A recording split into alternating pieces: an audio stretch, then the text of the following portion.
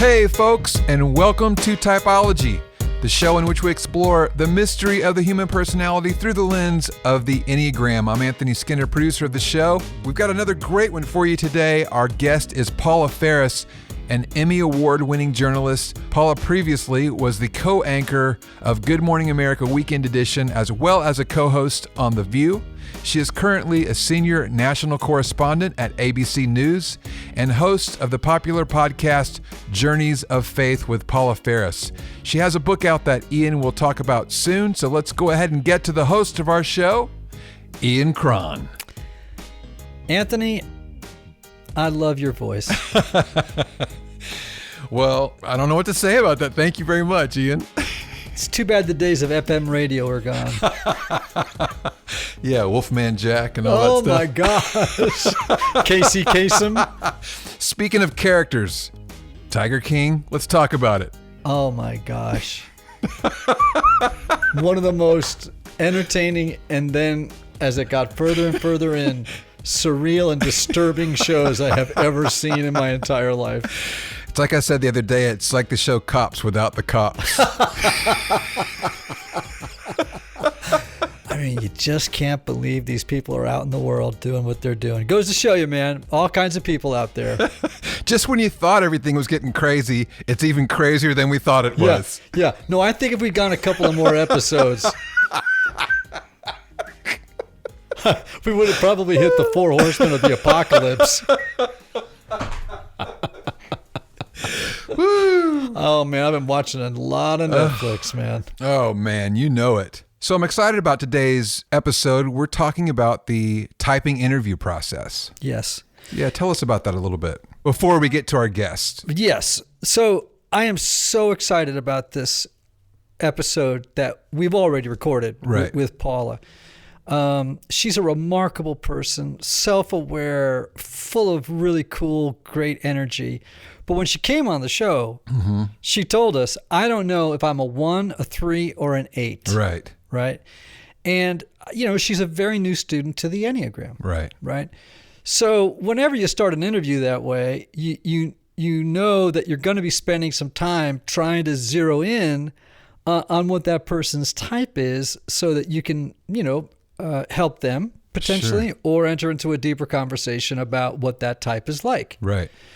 So, recently I did a workshop on the typing interview process, right? So when you're trying to help another person determine their type, I mean, there's a real protocol for it. There's a real art to it, okay? Mm-hmm. And I'm not going to go through all of the mechanics of it because that would just take too much time. But I think in this particular episode, I really tried to model some of the principles of the typing interview process, okay? So for those of you who are trying to help others figure out their types, let me just give you a few hints. Okay. And see if you can't pick up what I'm doing during the show to, sort of follow these protocols as I go along. That's good, yeah. The most important thing I want people to know is the point of a typing interview is not to nail the person's type. So important. Let me just say it again. Mm-hmm. The point is not to nail the person's type. It is to help that person begin a journey of self-discovery. Right. Okay. I love that. The reason that's so important is it takes all the heat off of you as the interviewer. Because my job is not during one of our shows to do the big reveal. Right. Absolutely. Right. Now, that's happened before. Mm-hmm. And it's amazing when it happens. But you should not assume that that's always what's going to happen. And you've said this many times, but the show is about self-discovery. It's about self-awareness, and we use the lens of the Enneagram to help us get there. So even finding your number is a beginning point on the journey itself. Yeah, so you have to see yourself as kind of like an explorer going into uncharted waters. Love that, yeah. And you want to leave all your biases behind, kind of clear the decks of what you already think that person is, kind of hold back and just try to ask good questions that will unearth things as time goes around, right? So the second thing I'd say is, we want to elicit a deeper understanding of what motivates people as we're in conversation with them, right? So you'll notice during this, Paula might say something and I'll say, oh, what does that mean? Or tell me more about that, et cetera, right? Right. And to have fun with it, and just to keep reassuring the person you're with that you're not trying to put them in a box. You're trying to, as we always say, trying to tell them about the box they're already in and how they can get out of it. Love that. Yes. Right? Yeah. And just encourage. And then at the end, you may get to a place where there are a bunch of numbers you think that person can be. And then you tell them, for example, gee, maybe you ought to check out, do a little bit more reading on 2s, 7s, and 9s. I'm making that up, right? Here's, go to the road back to you and read on those 3 types, or I could recommend other resources. Typically I do. And then see which of those really rings for you. And I love how this interview ends, which is, and people will hear this when the time comes. I then tell Paula, hey, come back in 6 months when you've done it. Love that. And then let's really talk about what you discovered about yourself. So again, launching the journey of self-discovery. This is a dynamic, fun, exciting journey that I never fail when I do them to feel grateful that I had the chance to be with someone in this way. Yes. I mean, but knowing it ain't my job to tell someone their type. And remind everyone, I think you actually maybe say it even in this interview, but remind everyone how long it took for you to find your type. 10 months. Yeah. So there you go. 10 months of reading, talking to people that were good teachers. Right. And so again, the Enneagram is complicated. Human beings are infinitely more complicated than the Enneagram. Right. But our job as people if this is what you want to do, help someone else find their type is to, ask good questions, be familiar with all 9 types. Yep. And we should do a whole show sometime on the typing process, because it's a lot more complicated than what I'm able to do right now. Sure. But I just wanted to say, before we go into this wonderful show with Paula, that what's going on here is the typing process. I'm not trying to nail her type. My hope is I'm inspiring her and motivating her to go on a deeper journey into discovering which, is she a 1, is she a 3, is she an 8? And just also bringing the element of fun into the journey of self-discovery. Love that. Why don't we go ahead and welcome Paula Faris to the show? You go ahead and make the introductions. Hey, Paula, welcome to Typology. Thank you so much, Ian. I'm looking forward to the free therapy session. You're going to get one too. But free is not the operative word. Okay. Painful? Yeah. No. Painful therapy session? No, just that the meter's running. Okay, I got it. I got it. We don't know what you are yet, do we? You could be a 1, a 3, or an 8. These are all floating possibilities for you. It's like my husband says, I'm just a mystery. He tries to figure me out, and I tell him, I can't figure myself out. So I don't know how you're going to figure me out. So hopefully you can figure me out, Ian, because, I feel like depending on the day, depending on the mood I'm in, depending on the season, that I can kind of fluctuate between being this high achiever, perfectionist / challenger. If I had 3 wheels on my car, it'd be a 1, 3, 8. If I had 4, I would say I'd probably have 2 8s, a 3, and a 1.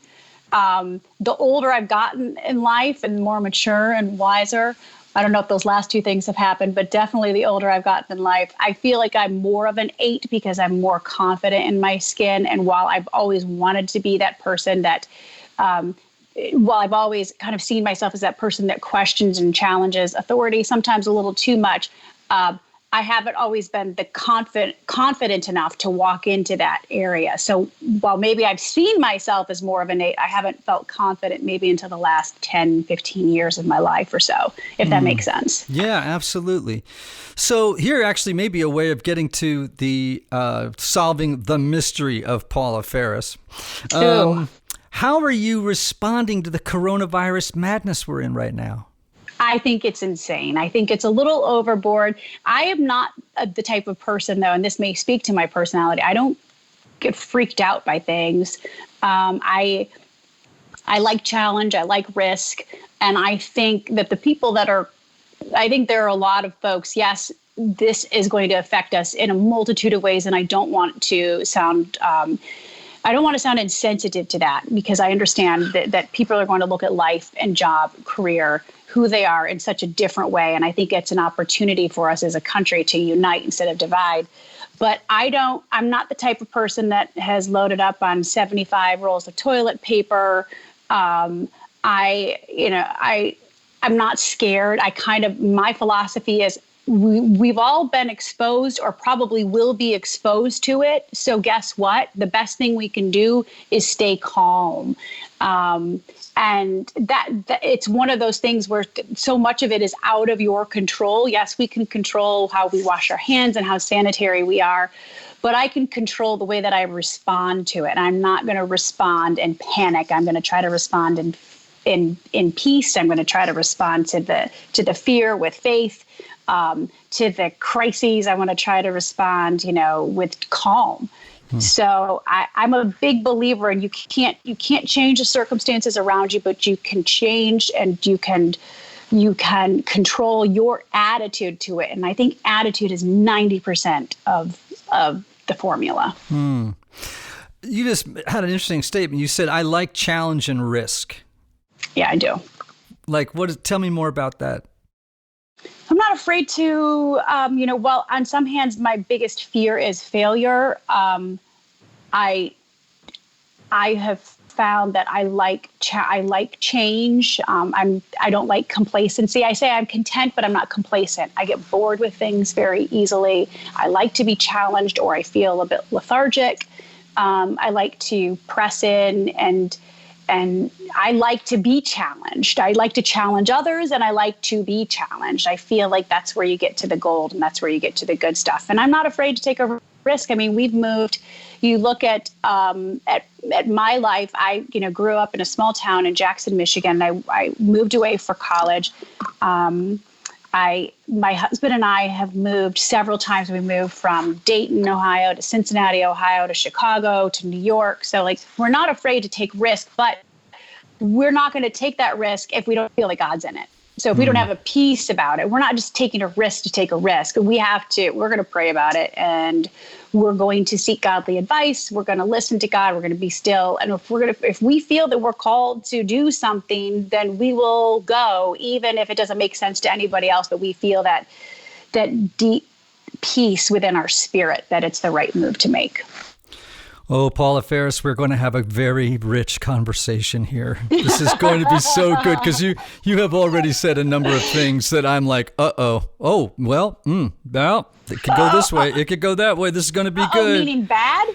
Oh, no, meaning really, really good. Okay, good. Really, really solid.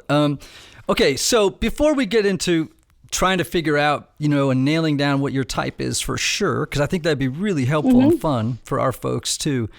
You have a new book dropping in April. Yes. And I think it might be a great way for people to learn about you and your story. If you just talk to us a little bit about the book. Called Out is the name of the book. Subtitle is Why I Traded 2 Dream Jobs for a Life of True Calling. So tell us about what's the book about? Tell us a little bit about your life story. The book's about who are we outside of what we do, outside of our job. If you think about it in our society, one of the first questions you ask somebody in their name, and then what do you do for a living? You ask your children from the time they can walk, what do you want to do? What do you want to be when you grow up?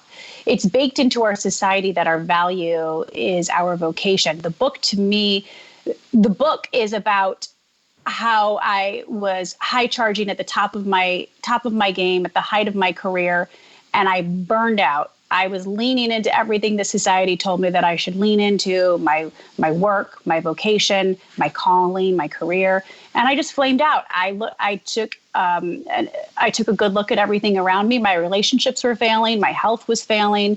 My relationship with God was failing. My professional choices were totally clashing with my personal values. And the book is about God calling me out of that space. It was difficult because the fear that prevented me from even getting into broadcasting and working my butt off to the top of my game, where I was the weekend co-anchor of Good Morning America and, anchoring Good Morning America during the week and a co-host of The View. I felt like God had called me to do this, but then I burned out, and he called me to step away from that, as difficult as it was. That was difficult because I felt like I'd worked my whole life for this. I'm at the top of my game. I know this is going to be a terrible career move, but I had lost sight of who I was. I was addicted to my job, and everything was falling apart around me. Everyone was getting my leftovers. And once I did walk away from those two dream jobs, I didn't know who I was outside of them. I had an identity crisis. I didn't know who I was outside of what I did. And there was a lot of shame and guilt in that space, because I don't know about you, and I was one of those people, and I'm sure there's a lot of you out there listening that say you're not defined by what you do, you're defined by who you are as a person. Well, I couldn't even define who I was outside of what I did, let alone the moment I walk away from it. I don't know who I am. And then there's that just guttural guilt of feeling like, why isn't it enough to just be a wife and a mom and a child of God?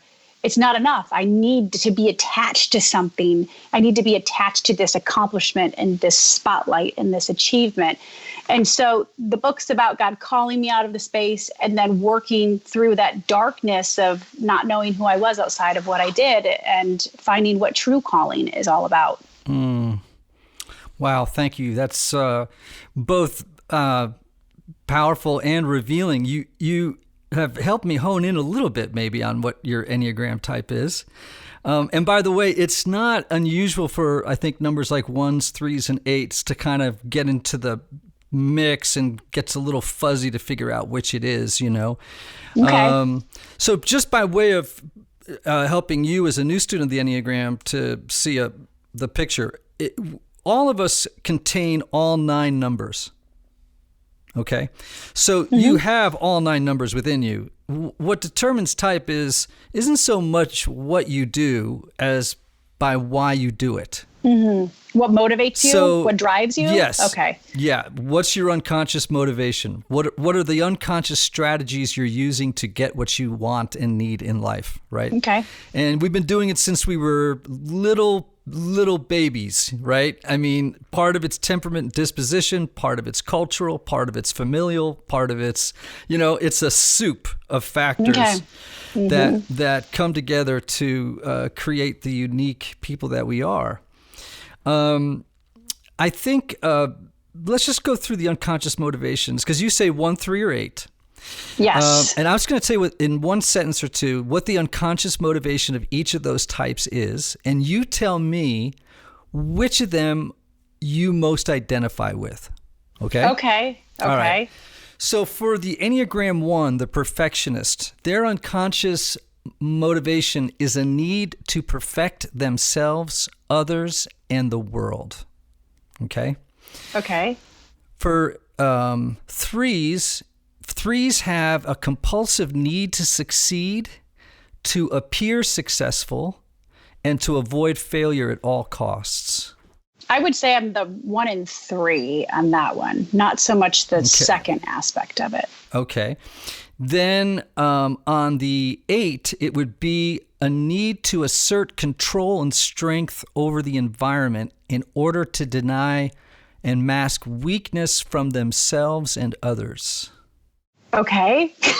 So I'm supposed to tell you which one I'm most Which of those geared 3? Towards? Yeah, which one sounds most like you? Okay, explain 8 again. It's in order to mask my own weakness and vulnerability.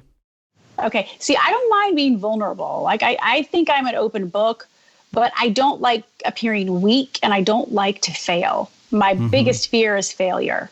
Okay. And can you give me an example of that? Like, what would failure look like to you? Well, failure to me, that was one of the big reasons I didn't go into broadcasting. I mean, I was in broadcast production. I worked behind the scenes for years. And it was because I was so scared of failing. I thought that I wouldn't know what to say in front of the camera. And if I did, I would just fail spectacularly. So the fear of failure, I feel like that has kind of led me by the lip most of my life. And I've had to push through that. But it manifests itself in big ways and small ways. Big ways, I didn't want to be a failure in broadcasting, so I didn't go into broadcasting for a long time.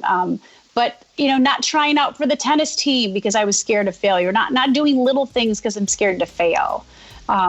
That it's what haunts me, but it's what also kind of motivates me as well. Right. Okay.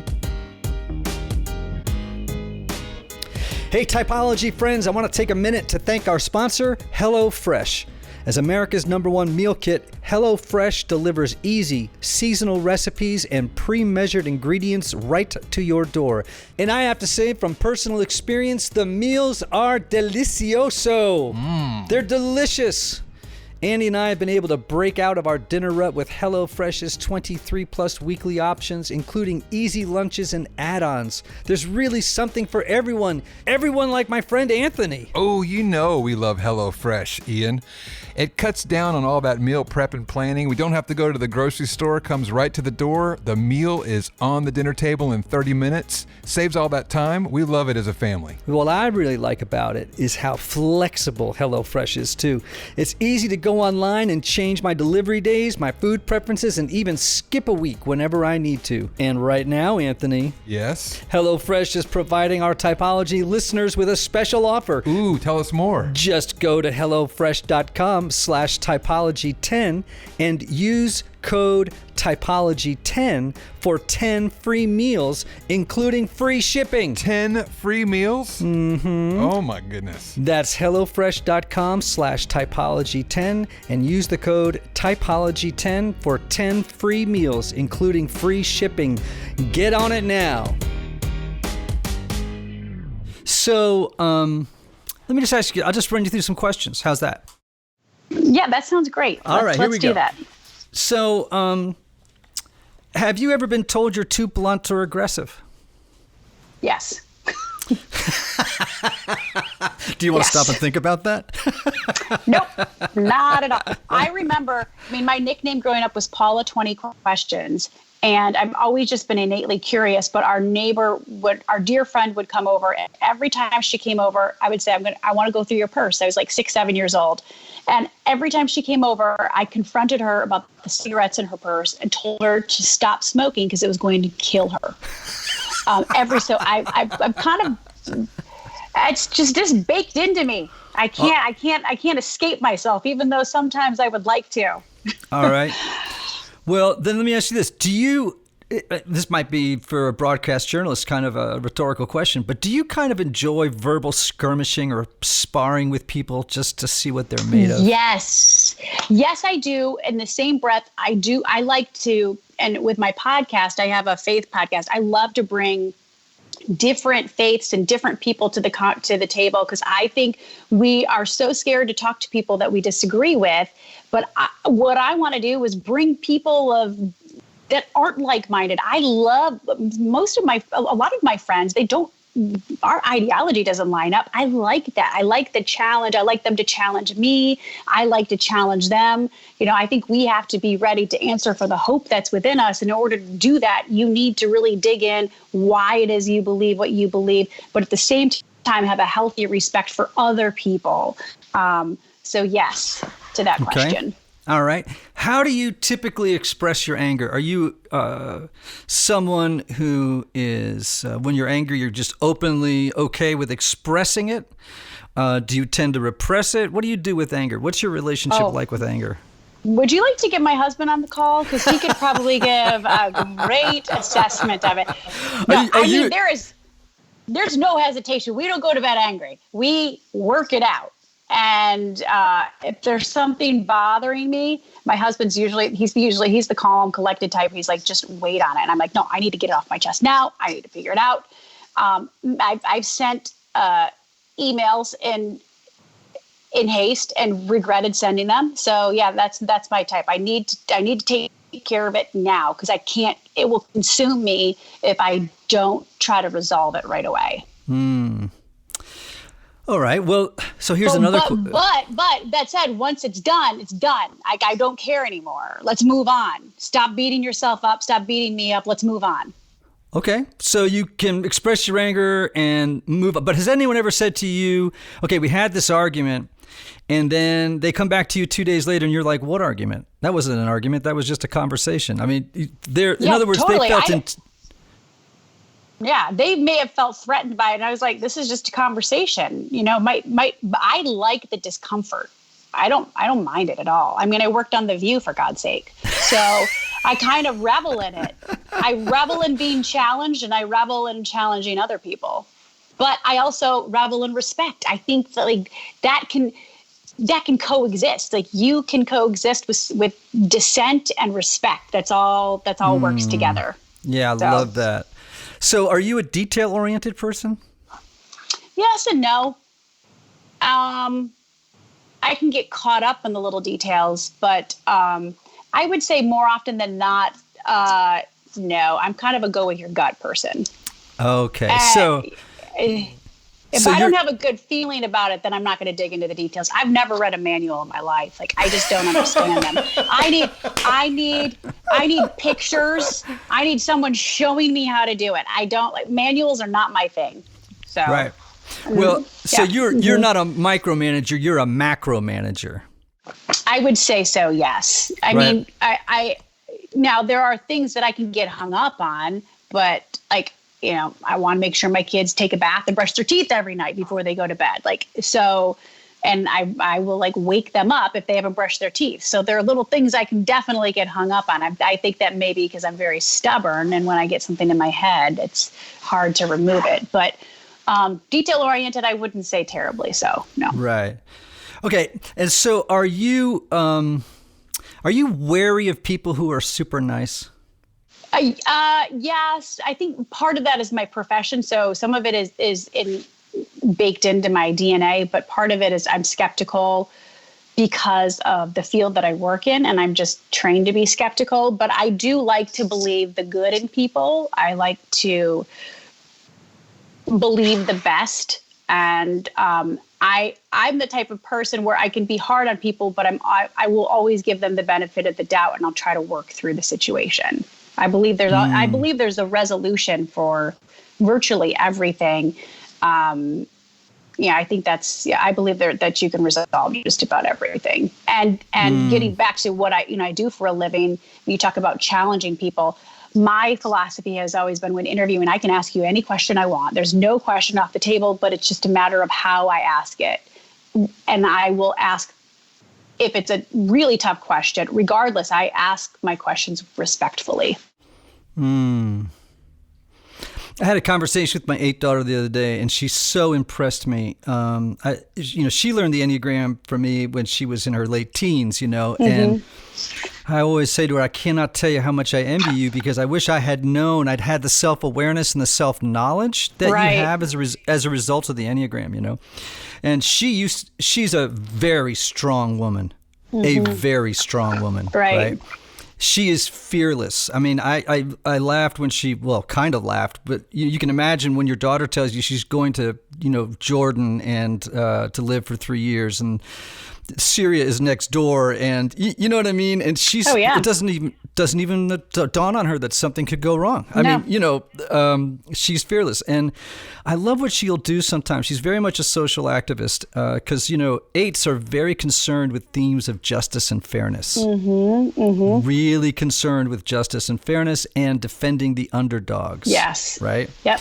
So she's got a way of talking with people that's respectful, and there's a what I would call an ironic tone. It's very reconciliatory. Yes. But at the same time, super honest. Yes. It's respectful dissent, where you can have a very honest conversation. You can dissent and disagree, but what supersedes it is a deep level of respect for one another. And I think that that's totally missing in America these days. It's you have to see my point of view, and if you don't, you're an idiot, or you're a bigot, or you are a racist, or you're a xenophobe. And we're so quick to throw out these labels. Now people aren't having conversations anymore. Yeah. Well, that's about as toxic as the world can get, actually.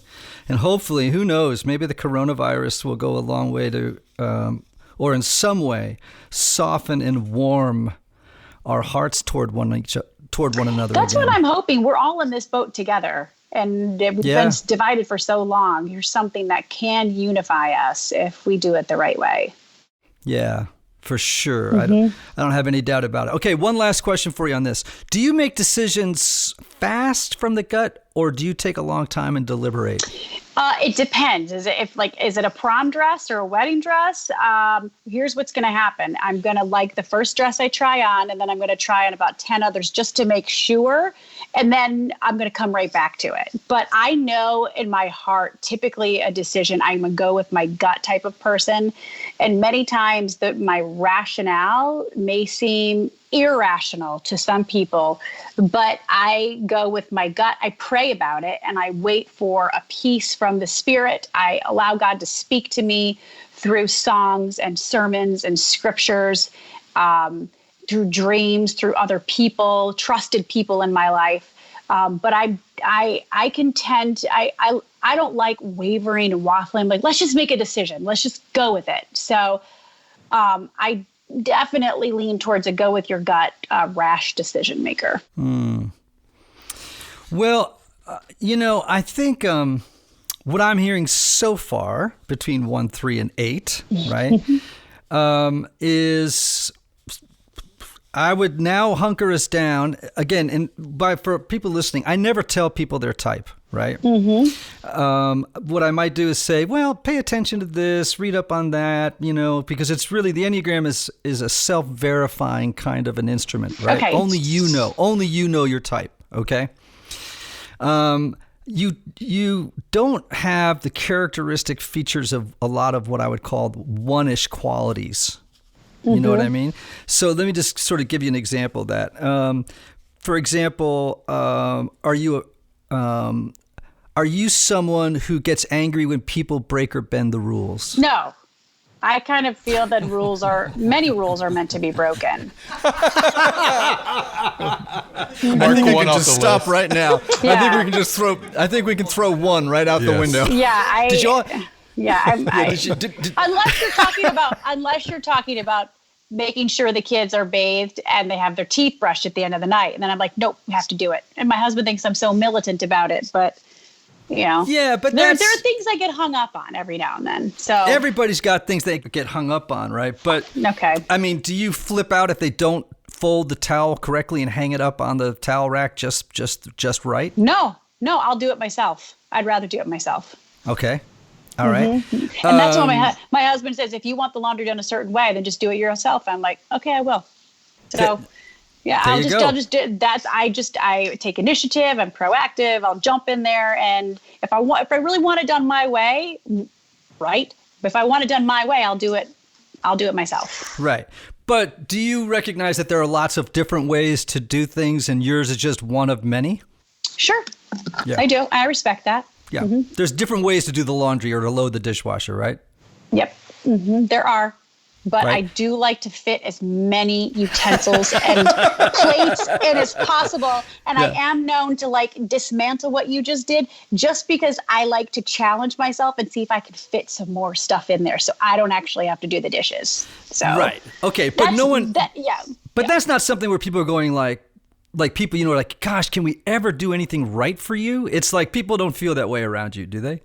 No, my husband does, but I think I think most husbands feel like that generally with their wives, you know. So sometimes I don't think I build him up as much as I need to, and that's something that I need to do a better job of. So all right, so let me ask you this last question then: what Do you have a super active, very loud inner critic that beats you up hard? Yeah. You do? Yeah, I do.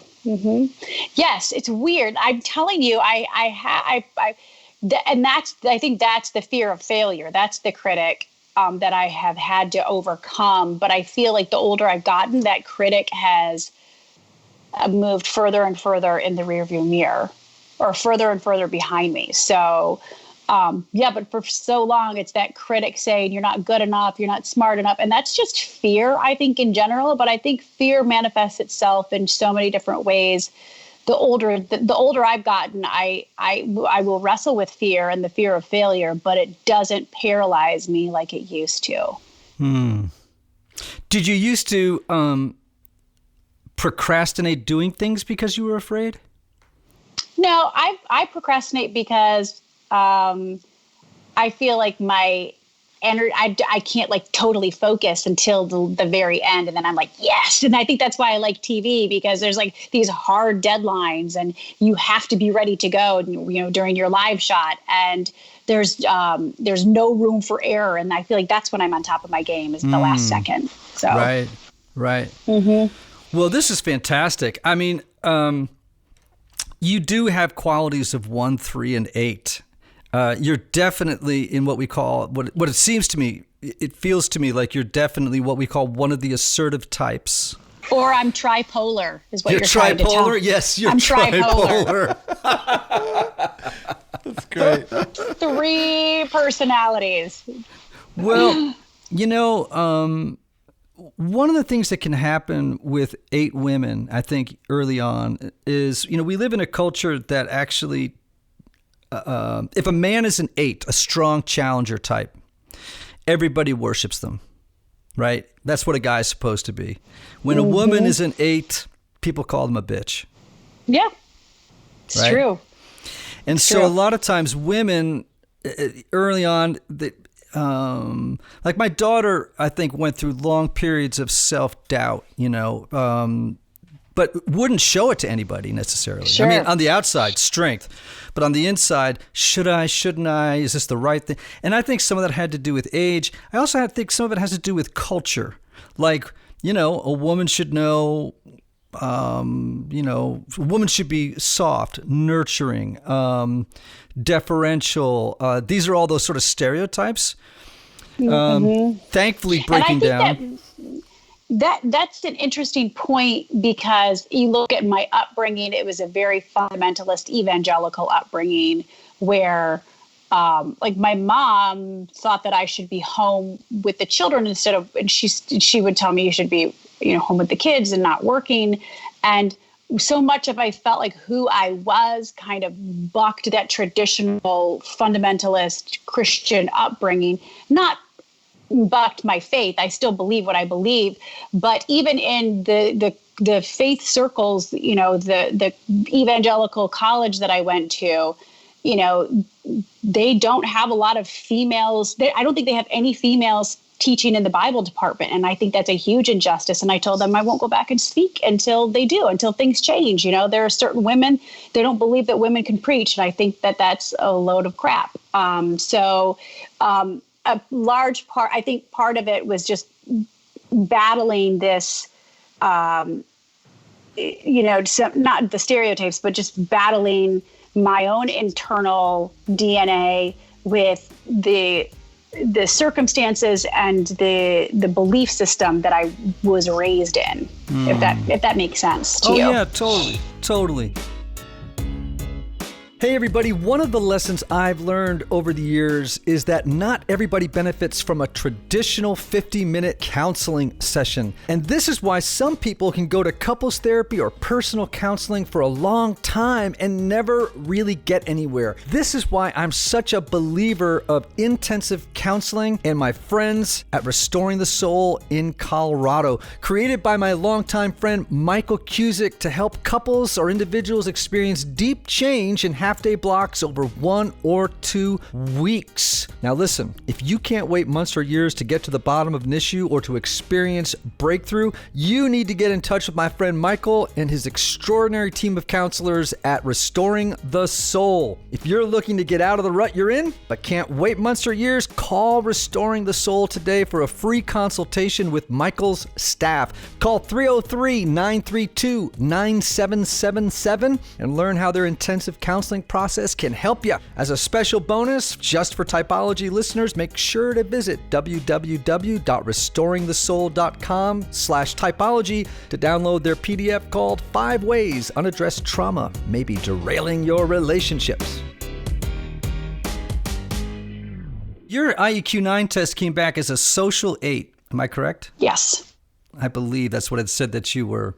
Mm-hmm. Now, no test is perfect. And, there's a bunch of them out there. Some are good. Some are poorly constructed. One of the rules I have with people is I say, look, take a test, hold the results lightly, but wait until you've had a chance to sit with someone who's a certified Enneagram, teacher or, master to figure out if you've actually, nailed it right. You feel very social 8 to me. Okay. Yeah. I think socially, it definitely brings out the challenger in me. When I was at The View, I would say my job was to kind of be the devil's advocate. Oh, if you say it's yellow, I'm going to try to prove to you it's red. Right. So, and part of that is because I wanted to give a voice to the voiceless, the voices that weren't at the table, those that didn't feel like they had a voice in the room or a seat at the table. So I've always been a challenger in some degrees just because I like to challenge people, but really I like to challenge myself. Well, that's all 8 material right there. I mean, just what you're saying about justice, being a voice for the voiceless, speaking up for the marginalized, people who don't have a seat at the table. Mm-hmm. Those are themes that are gigantic in the life of an 8. Okay. Huge. They're really, really big. I'd say another thing, I love what you said. I just love challenging people. The other day, again, my daughter, Kaylee, said something amazing. She said, I'm not arguing with you. I'm just trying to explain why I'm right. That's so good. That's good. Does that sound like you? In many regards, though, I do like to get the last word in, but I also, and part of this is probably just the profession I work in. I like to hear your point of view too, and I'll respect it, even if I don't believe it. But just because I believe it doesn't mean you're wrong. It means I'm right for myself. It doesn't mean necessarily you're wrong. It just means I've made a choice and you've made a choice. Yeah. And I can respect that choice. But what were you like at 21? 21? You mean last year? Yeah. No, gosh, that's over 2 decades ago. 21, I was just graduating from college. So I think I was finding my voice at that point, but still insecurity. I think the insecurities and the fear of failure were still really paralyzing me at that point. A challenger. Who were you afraid to fail? What was I? I was afraid of failure in general. I was afraid of what people would think of me because, growing up in a home where, it was a people-pleasing home. And my parents are wonderful, wonderful people. My dad passed away last year. But, I would say everyone in our family struggles with insecurity in some levels. Or in some level, I should say. And, for me, growing up in a home like that, you second guess yourself on some occasions, but just, I don't know if I was scared of failing other people so much as just failing myself. And because I've always been hard on myself. And I think that that's what drives me as well, is I want to be the best. So it didn't matter, my mom was like, everything you do, work hard, is unto the Lord. And so when it didn't matter what job I had. I mean, I've had cleaning jobs where I was an environmental control engineer, AKA a janitor. And it doesn't matter. I will work hard in whatever capacity because that's just been baked into my DNA. But I also like to work hard and accomplish and achieve because it makes me feel good about myself. Are you very image conscious? Not terribly, honestly. Like I almost did this interview in a baseball cap, but then I thought I should be probably professional. But no, I'm not the industry that I am in is very image conscious. I don't really care. Okay. I mean, I could wear literally the same shirt and pair of jeans and shoes every day and be content. I don't get into image, and I do like to look presentable, but I'm not really into fashion. I wish I were, but my joke is I can't dress myself and I can't dress my house. I don't have like that design gene that a lot of people have. I wish I had it, but no, I'm not image conscious. Are you someone that really wants, do you care about impressing people? I care about people liking me, not necessarily about impressing people, because I think impressing people is a very surface. That's very surface, but getting people to like you, like I want people to see that I'm a kind person, and I am very kind and I can be tough, but I have a big heart, and I believe that everyone is entitled to a redemption story. I think that, this moment we're in society trying to ruin people instead of rehabilitate. I try to see the good in people, and I hope that people will see the good in me, despite the many mistakes that I've made along the way. Yeah. Well, the social eight, right? Sometimes I don't call them the challenger. I call them the protector. Because they're protective of people they love. They're warmer than other kinds of challengers, right? There are some challengers, like I would, that are very aggressive, domineering, blunt, insensitive, steamrollers. You know what I mean? Like That's not me. Right. That's not me. No. But but the social eight, though it has all this strength and this power and this, and they're self-expansive and they are self-extending, right? When you walk into a room, people know you walked into the room. I bet that's the case, right?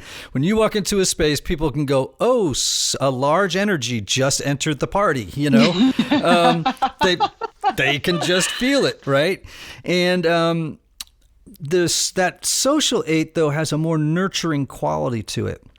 That's lovely.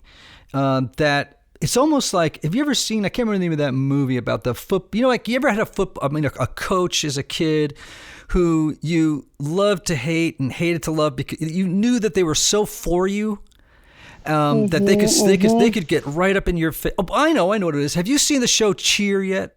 No. Oh, wait. Is that the one on Netflix? I think yes. It is. It's kind of like a pseudo documentary. Yes.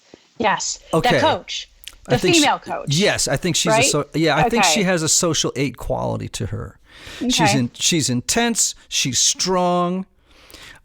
She's got her opinions, but there's a part of her where her kids will do anything for her because they know she loves them so much. Yes, they'll run through a wall for her. That's the type of person that I want to be, and that's the type of person that I like to be led by. Mm-hmm. Is someone who's very strong, who believes the best in me, gets me to believe in myself more than I ever have. And sometimes I feel like they have to see the dream for me before I see it for myself. But someone who inspires and shares the vision with you.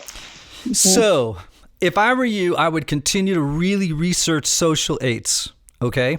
And then continue to look at 3 and 1. I don't want to discount those. And afterwards, when we're done, I can give you the names of some other books. But I really feel that that's probably a reasonable guess. At this point, it took me 10 months to figure out my Enneagram type. So it's a journey. Oh yeah, it can be a real journey for sure. For a real so you journey. As well were tripolar or bipolar or whatever, sort of polar. You have no idea. Yeah. Don't you think it definitely sounds like she's in the gut triad somewhere? Yes. Yeah. So 8, 9s, and 1s are in what we call the gut triad. You've thrown the word gut around about 6 times in the course of our conversation, and that's another reason I keep zeroing in more into that triad. So anyhow, I want to know more about the book. Oh, okay. I want to know more about some of the themes that are going on in it, and I've got one quote. I want to read something to you, and you just tell me where it was coming from. You said, "Sure." if it's worth having, it's worth fighting for. It's one of those sayings we've heard ad nauseum, but it's true. Look at your own life. Anything worth having has come from sacrifice, hasn't it? It's true. And sacrifice requires us to step out of our comfort zones and into the hard stuff of life. It requires us to stare down our fears. Yep. I think at that point in the book, I was talking about my marriage to John. We are college sweethearts. We met in 1996. We'll be married 20 years this year. And there was a point where we were separated and we're ready to move on. But I think our faith just really kept us from doing so. And that was a point where I knew that we needed to fight for it, even though we didn't feel like there was much to fight for. And I'm so glad we did. We have 3 beautiful kids, and he's the love of my life, and we're great partners, and he makes me laugh, and he deals with my challenging nature in a very loving way. He's a perfect yin to my yang. So, but that's what the reference was. It's a quote we hear all the time, anything worth having is worth fighting for. And you look at the most rewarding things that you have done in your life, or the rewarding relationships, and you weren't on cruise control. I mean, you had to fight for those relationships. You had to go through tough times for those relationships. So it was peaks and valleys. And so that's what the book's talking about there. So what's the one message you want people to come away from after they read the book? I want people to be able to know who they are outside of what they do. Like I said, our society is so consumed with equating success and value and worth to what we do and our work and our value and our vocation and our calling. And I want people to be able to know who they are outside of what they do, and know what true calling and what your purpose on this earth is. For me, going through that space where I didn't know who I was outside of my job, when I walked away from being an anchor at a major television network, and to being a co-host at The View, for so long, if I were to introduce myself to you, Ian, I would say, I'm Paula. I am an anchor at Good Morning America, and I'm a co-host at The View. I didn't know who I was. I didn't know how to introduce myself outside of what I do. So the book it's not just my story, Ian. It's a reporter's notebook in the sense that I talk to many other people. So it's part interview, it's part observation, and it's part my experience of kind of wrestling with this, pushing past the fear to find out who you are, but also to know who you are outside of what you do. My purpose on this earth has nothing to do with vocation. My purpose is to love God and love people. And the way that I'll do that is via vocation. The vocation will change throughout my life, but my purpose never will. And I think for so long, we've confused purpose and calling, especially in the faith circles, with career. It's synonymous with what we do. And just to break that cycle, I know who I am now. I am Paula. I am a wife. I'm a mom. I have a child of God. I am curious. I am a questioner. I am a champion of the voiceless. That's who I am. That's never going to change. But notice it has nothing to do with my career. This is just who I am, and this is who I will be for the rest of my life, regardless of what I do. What I do is just the vehicle, the conduit by which I will love God and love people. Okay, you're freaking me out. Why? Because, well, you also have a lot of 3 qualities. I mean, everything you just said there was like pure 3 material. And like, I thought this goes to show people just how complicated and nuanced the Enneagram is. So I'm going to run you through just very quickly a group of other questions. Are you ready? Yes, I am. And I want you to answer these questions not as the age you are now, but thinking back, what was I like at 25? Okay. So try and answer as a 25-year-old. Okay. As a 25-year-old? Okay. As a 25-year-old version of yourself, okay? Okay. Okay. It's important for me to come across as a winner. Absolutely. I love walking in a room and knowing I'm making a great first impression on the crowd. Yes and no. It doesn't drive me, but yeah. But at 25? I don't have to be the life of the party. Is that what you're saying? Or No, it means more like... I just don't want to look like an idiot. I don't want to look like an idiot. Okay. So the keys, these are all overstatements for sake of illustration, but run with it, okay? The keys to happiness are efficiency, productivity, and being acknowledged as the best. Accomplishment, anything accomplishment, achievement driven. Yes, I feel best about myself when I am accomplishing something throughout the day. Okay. I don't like it when people slow me down. No, don't get in my way. Okay. I know how to airbrush failure so it looks like success. Yes, although the perfectionist in me doesn't want to just gloss over it. Like I want to fix it the right way. Okay. I'd rather lead than I don't like shortcuts, if that's what I'm saying. Okay. All right. So you don't like taking shortcuts to get an outcome. Mm-mm. Okay. Unless I'm on the highway. Okay. Then I'll take a shortcut. Then I'll definitely take a shortcut. Okay. I can find a way to win over and connect with just about anyone. Yep. I'm a world champion multitasker. Yeah. Amen. Hallelujah. I can keep a close watch on how people are responding to me in the moment and sometimes adjust my appearance to win their approval. Yes, but that's like chameleon journalist in me, where you have to make people feel comfortable in order to get them to open up to you. But you might have been good at it at 16, though, too, before you were a journalist, right? People have said I've had good intuition, and I have a knack for making people feel comfortable. Yes. So can you walk into a room and just sort of feel out who's in the room? Yes, absolutely. And then you can, and if you have to, you know how to work the room too, right? Mm-hmm. Yeah, 100%. Okay. But I don't always have to be the life of the party. No, that's your husband. That's your husband, the 7. Yeah. He's Johnny Goodtimes. Yes. I can read the room. I feel like I have discernment on another level where I can discern situations and people. So a friend of mine who's in the entertainment business, a very successful artist, likes to say, when I walk on stage, I can hear audience analysis software launch in my head. Like I just know who I have to become in order to win over the room.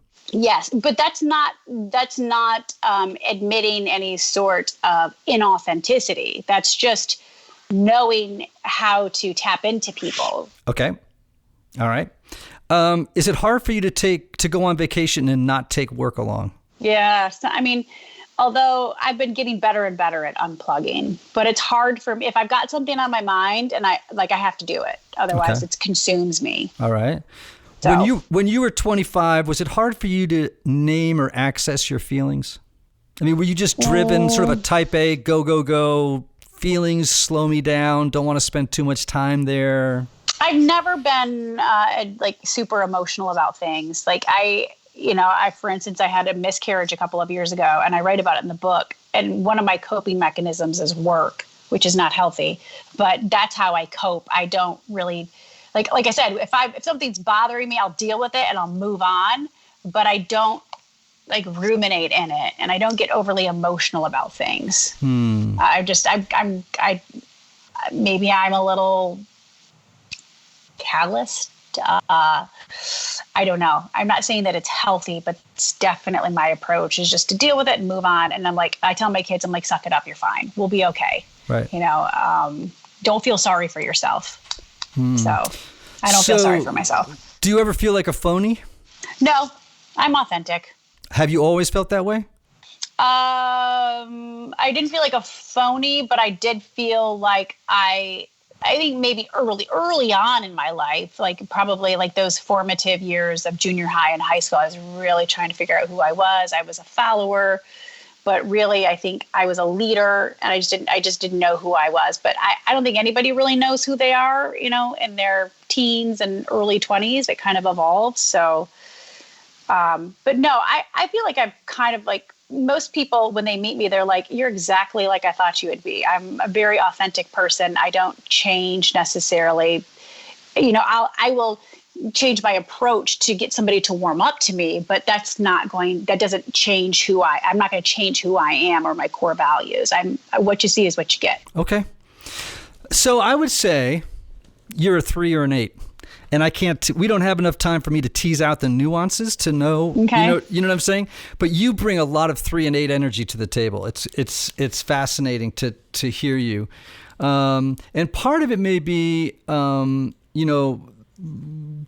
life experience just has a way, you get to be at midlife and type can get a little blurry. You know what I mean? Mm-hmm, we can, as I said, we're dominant in one, but we have aspects of all of them. And so sure, there's a part of you that has a perfectionist and a critical voice in your head. Well, every number has a critical voice in its head. What determines it for the 1 is it's always there, and it's almost, it's nagging, it's nonstop. It's actually can be quite unkind. You know what I'm saying? Yeah. Mm-hmm. You have a lot of 3 energy. You have a lot of 8 energy. That social 8 feels pretty darn good. But you've got a lot of 3 drive, a lot of 3 energy too.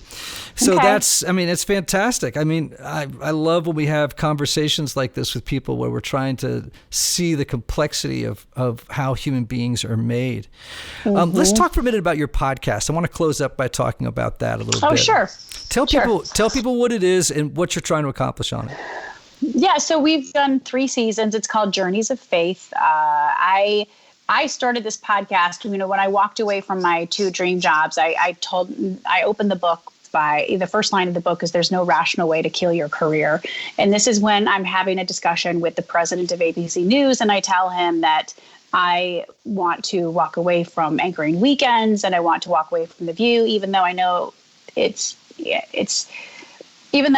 kind of crazy, but I just feel like God's calling me to slow down. Now, Ian, what led me to that point was not just looking around at what was happening in the failing relationships around me, but I went through this season. Within 7 months, I had 5 major events. I had a miscarriage. I had a concussion, which knocked me out of work for 3 weeks. I had a head-on car crash, and then I had influenza, which turned into pneumonia. And it was in that season, I was like, okay, I knew God was trying to get my attention, and I knew I needed to step out into this space, this fear, this unknown. But I knew my job had become an addiction and I was losing sight of what was important. So anyway, I have this conversation with James Goldston, the president of ABC News. And I say, I need to work Monday through Friday. I don't know what that's really going to look like.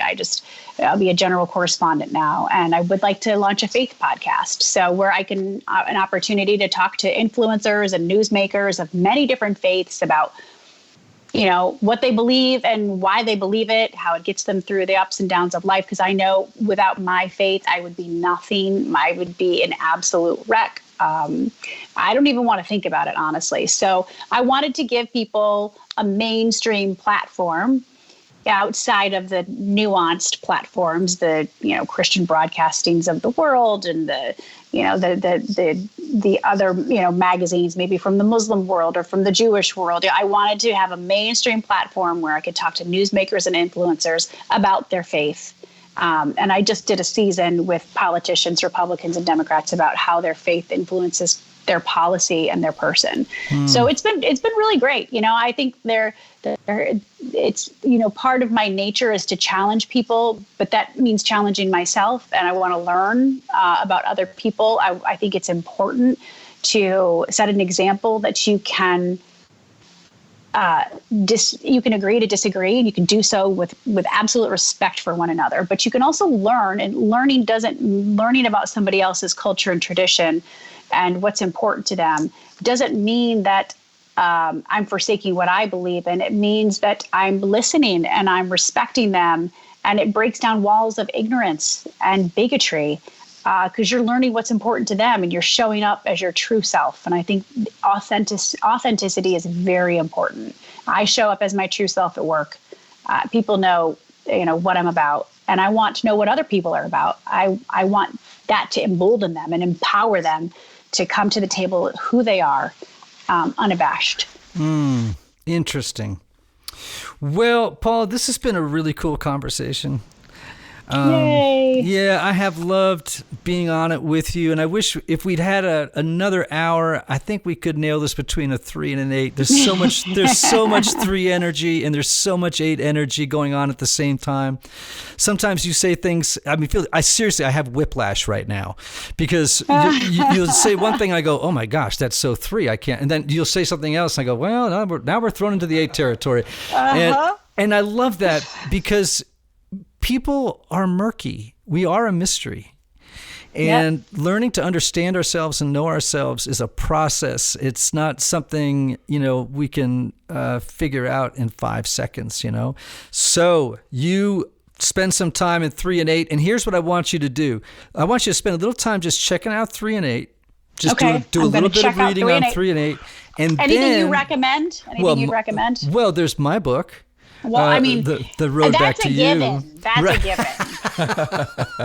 That's a given. Then the other one would be, you could read Beatrice Chestnut has a book called The Complete Enneagram. Okay. I think my friend has that one. Yeah. Beatrice Chestnut, yeah. Yeah. And read the chapter on 3s and 8s. Okay. And then I'm going to extract a promise from you. Will you come back on in, say, 3 to 6 months after you've had a chance to read that stuff, and we can have this conversation again? Absolutely. I would love to. Because I'd like to dig into this. I think once you understand yourself a little bit more, it helps to unleash your powers, your inner potential and power. So helps you to be the best version of yourself. Absolutely. In fact, there's no way around it. People who lack self-knowledge and self-awareness are generally train wrecks, and they leave a lot of damage in their wake. And, yes. So the more you can know about yourself, the better off you are. That's right. Well, it's been my pleasure. Anthony, thank you, producer, for connecting us. And thank you, Paula. Thanks for letting me. Thanks for everyone listening for letting me talk about my book too. It's my first book, and I appreciate any support you'd give it. So excited for it. So listen, everybody, don't forget. In fact, you could pre-order now, I assume. Yes, absolutely. To the book called Out: Why I Traded 2 Dream Jobs for a Life of True Calling, by Paula Faris. Please do as I am going to do, which is to go on Amazon right now and thank you. Pre-order that book and your podcast. Oh yes, subscribe, download, and again, like I talk to influencers and newsmakers and there's a very diverse crowd. So people, it's an opportunity to see these people in a different light and peel back the layers and hear them talking about something that's important to them, but they haven't been given an opportunity to talk about it before. Yeah. So everybody subscribe to Journeys of Faith with Paula Faris. She's going to be back on in 3 to 6 months from now. Yes. And I may have some exciting news. One of the tenets of being an 8 is being a champion and a voice for the voiceless. And I may have some exciting news to share on that, in that angle. So that's a little teaser. Ooh. Well, we can't wait. Oh, gosh, my phone sorry. I'm crooked now. There we go. Paula, we always sign off with the same words here at Typology. They're the words from the great author Oscar Wilde. Be yourself. Everybody else is already taken. Thanks, Paula. That's so good. Thanks, Anthony. Have a blessed day, guys. Thanks. Thank you. Ciao. Ciao. Bye-bye. See ya.